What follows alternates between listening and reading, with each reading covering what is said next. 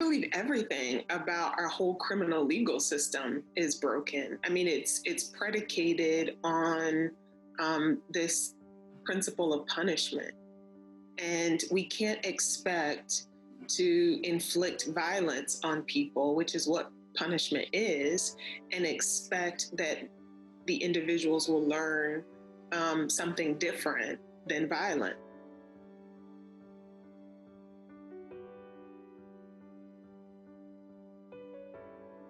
From the very moment that a person enters into a correctional facility, whether it's a jail or a prison, they are reduced to a body. They are reduced to a number. And so the very process of entering into a correctional facility removes humanity. It removes dignity. That is violence. My father was incarcerated when I was younger, and those are scars that stay with people for the rest of their lives. And so when we're talking about the need for systems level changes, I really want people to understand that we're not just talking about the importance of making these changes for the people who are incarcerated, but we're talking about making these changes for everyone, all of us, because we're all touched by this criminal legal system. I started working in the jail as a psychology intern. I started working in Cook County Jail as a psychology intern in 2006. My role then and my goal was to really support the mental wellness of the people who were incarcerated.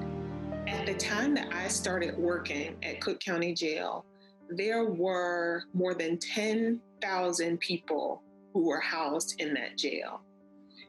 It was a city within a city, and it was very difficult to see people for who they were. It was very difficult to see people beyond what they were charged with.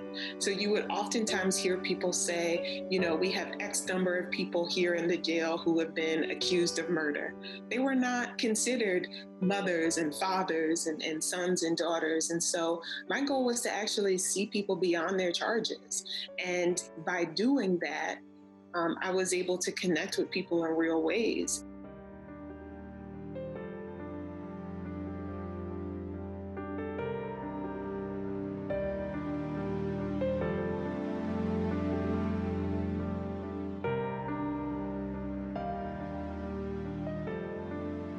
There are 2.3 million people incarcerated in the United States right now. We lead the nation we lead the world in incarceration.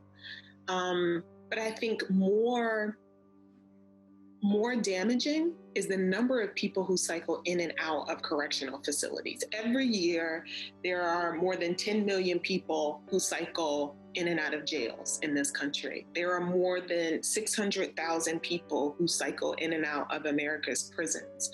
Every time someone enters into a correctional facility, that is a marker on them that stays beyond their time in that correctional facility.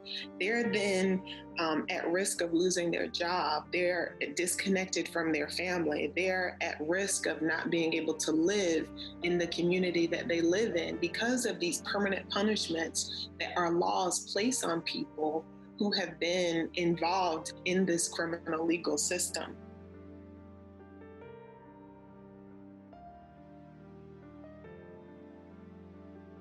I think we really made a wrong turn in the United States when we worked towards the abolition of slavery and thought that that was going to actually end the institution of enslavement.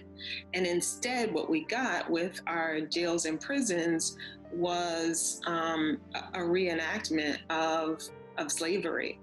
And that is when we started, as a country, responding to every social ill with punishment. And that is when we really started to criminalize Black people and then eventually criminalizing brown people.